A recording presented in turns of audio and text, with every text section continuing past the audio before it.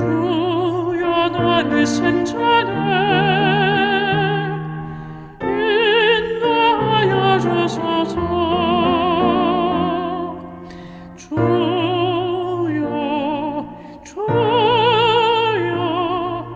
나를 인도하소서. 천상 이를 때까지 주여 인도하소서.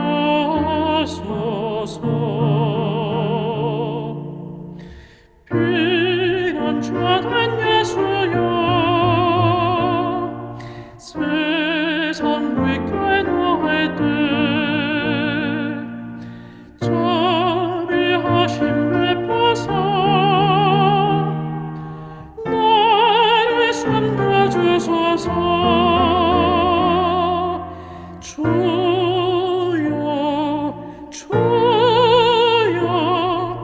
나를 인도하소서. 천상 이를 때까지 주여 인도하소서.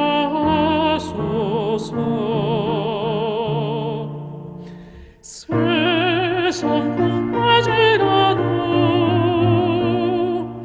허락하신 나라와 눈물 없는 곳으로 들어가게 하소서. 주여 나를 인도하소서. 천상 이를 때까지 주여 인도하소서.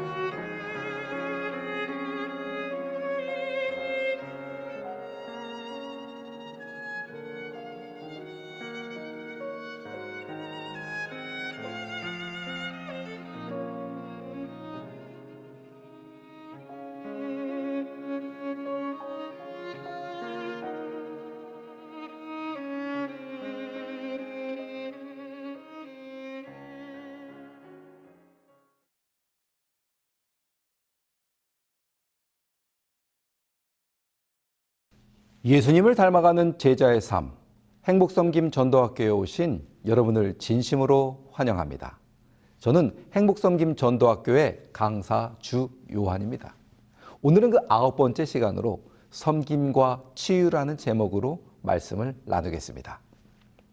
먼저 주제 선고인 마태복음 11장 28절과 29절에 있는 말씀을 함께 낭독하시겠습니다. 수고하고 무거운 짐진 자들아 다 내게로 오라. 내가 너희를 쉬게 하리라. 나는 마음이 온유하고 겸손하니 나의 멍에를 메고 내게 배우라. 그리하면 너희 마음이 쉼을 얻으리니 아멘.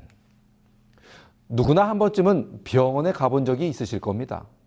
그런데 병원은 늘 인산인해를 이루고 있습니다.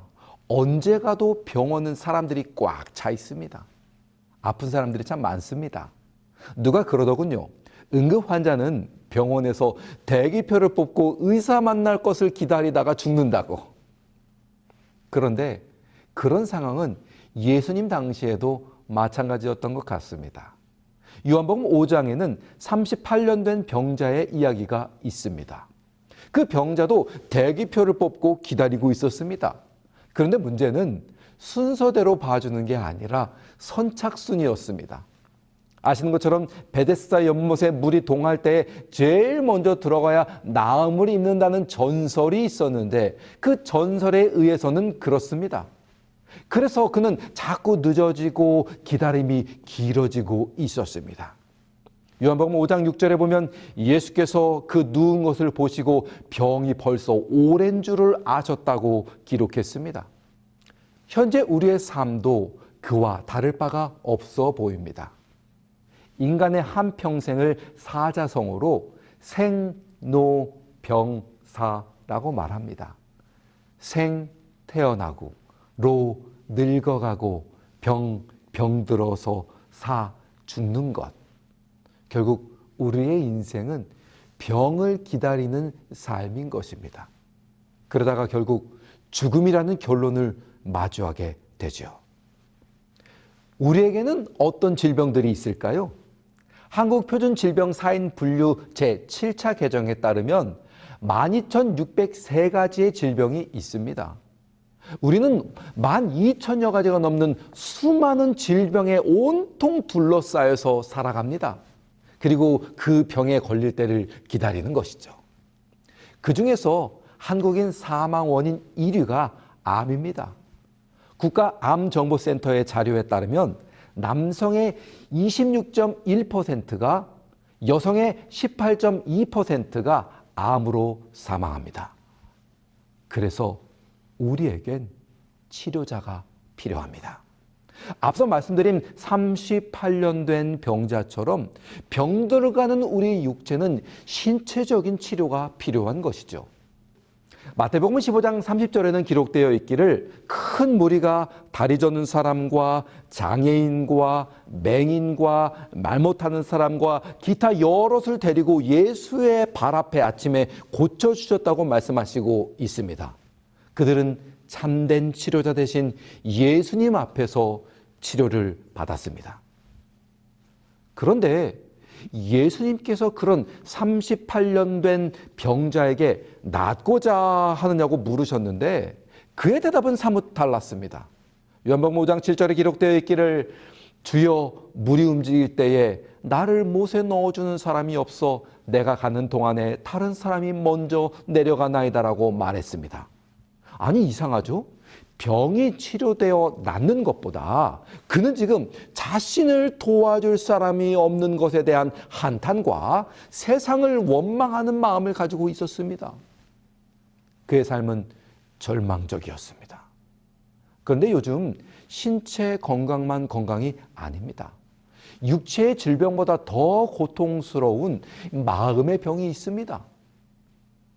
그래서 우리나라에 우울증 환자가 급증하고 있습니다. 2010년엔 64만 5천 명이던 것이 2020년 10년 뒤에는 무려 101만 6천여 명으로 급증했습니다. 마음의 병의 시작이 우울증이라면 그 결론은 자살이라고 해도 과언이 아닐 것입니다. 그래서 우리나라의 자살률이 세계적으로 최고로 높은 것은 이미 다 아실 것입니다. 왜 그럴까요? 저는 그 원인이 사회적인 고립에 있다고 생각합니다. 성도 여러분, 사람은 사회적 동물입니다. 혼자 있는 시간을 좋아하기도 하지만 결국에 혼자 있는 사람들은 외로워서 친구를 찾게 되어 있습니다. 그래서 반드시 누군가와 관계를 맺으면서 살아가야 합니다. 그런데 사회 속에서 제대로 된 관계를 정립하지 못하고 혼자가 되어버린 사람. 저는 그것을 일종의 관계적 질병이라고 생각합니다. 직장에서나 식당에서 혼자 밥을 먹는 것을 혼밥이라고 하는데 꽤 여러 해 전에 뉴스에서 아주 신기한 듯이 일본의 혼밥 문화를 보도했습니다.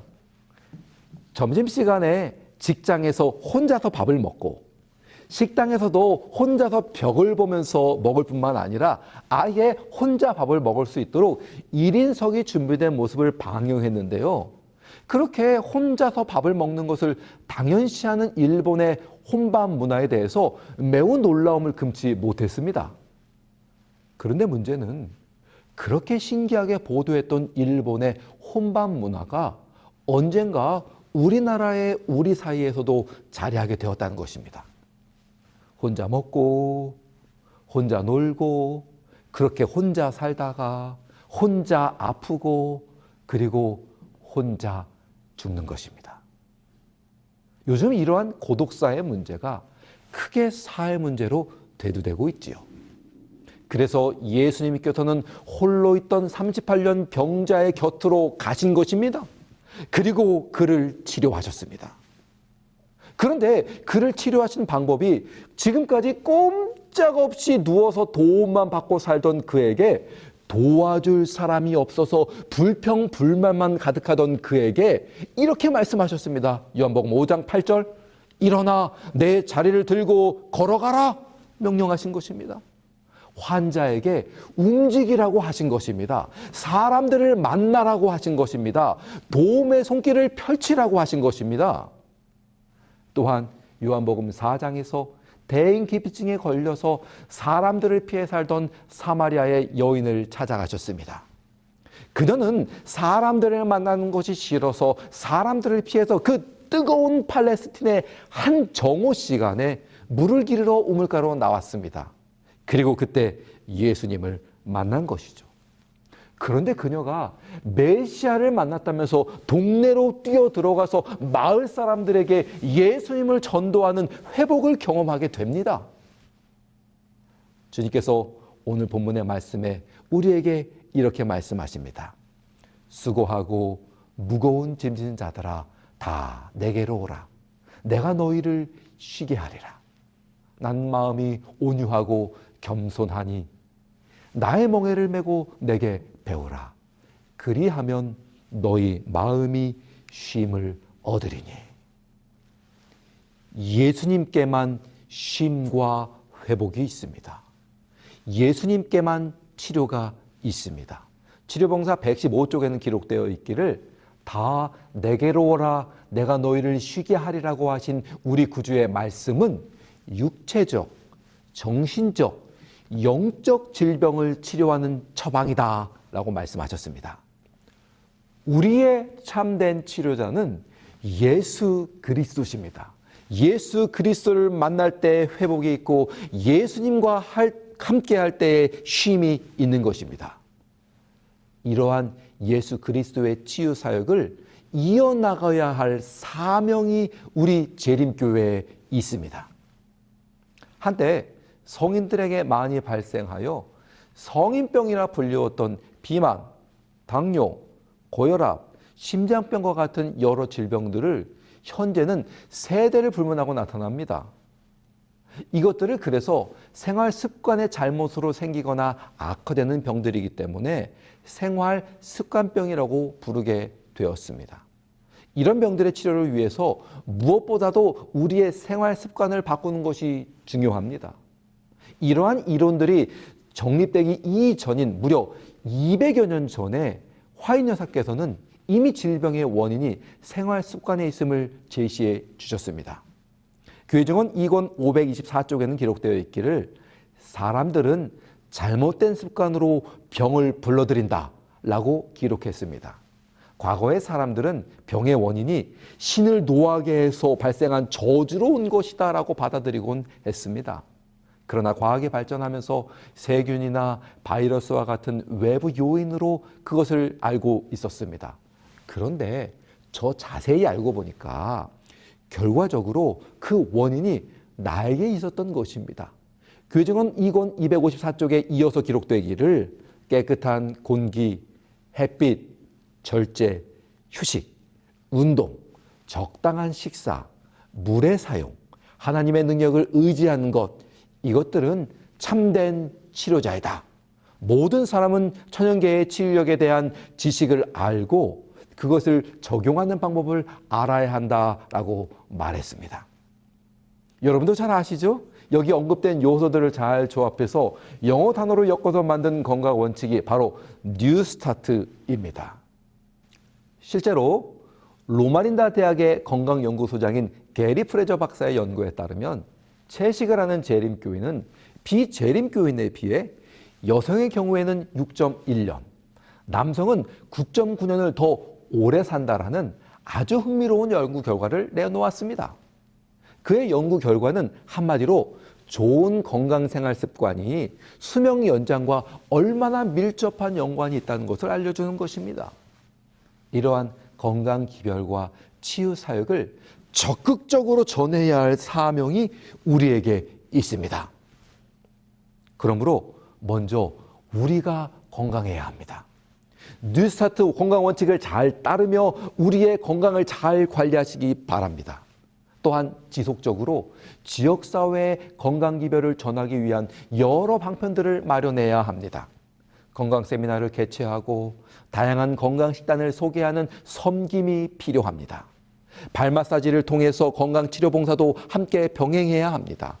그러한 섬김은 여러 환자들을 치료하는 섬김을 갖게 될 것입니다. 하지만 이러한 요법들은 단지 육체 치료에만 머물 것입니다. 온전한 치유는 예수 그리스도를 만난 곳에 있음을 잊지 말기를 바랍니다. 그러므로 성도 여러분들이시여, 우리의 섬김을 통하여 지역사회에 예수 그리스도를 전하는 일에 최선을 다하시는 저와 여러분이 되기를 간절히 축원합니다.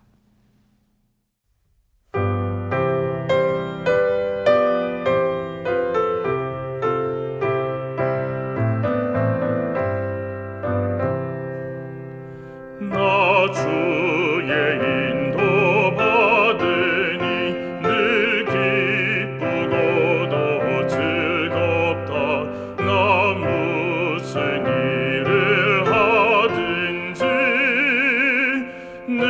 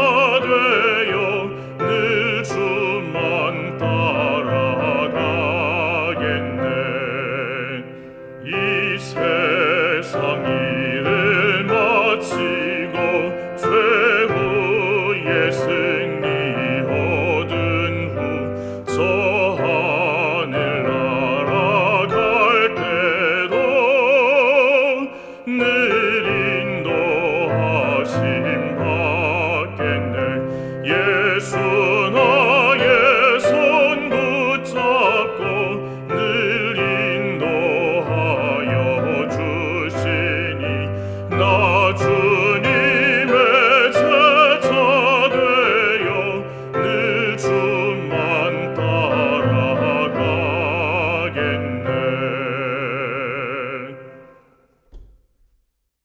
사랑과 자비가 많은 하늘아버지시여, 오늘 귀하고 복된 날 우리에게 주의 말씀을 연구할 수 있도록 인도하여 주시니 감사합니다. 죄로 인하여 죽을 수밖에 없는 우리 인류를 방문하셔서 죄의 권세를 이기시고 치유의 기적을 베풀어 주신 우리 구주 예수 그리스도를 우리가 만나게 하여 주시옵소서. 뿐만 아니라 우리에게 주어진 놀라운 건강 기별들과 치유의 사역을 통하여 주변의 많은 사람들에게 섬김의 사역을 통하여 예수 그리스도를 만나도록 소개하는 우리 재림교회가 될 수 있도록 인도하여 주시옵소서. 이를 위하여 이 말씀을 듣고 함께 하시는 많은 성도들이 건강 기별을 함께 따름으로 건강의 축복을 누리게 하여 주시옵시며, 그러한 기별들을 통하여 지역사회에 많은 복음의 씨앗들을 심는 우리 성도들 되게 하여 주시옵소서. 이 모든 말씀 우리 구주 예수님의 이름에 의지하여 간절히 기도하옵나이다. 아멘.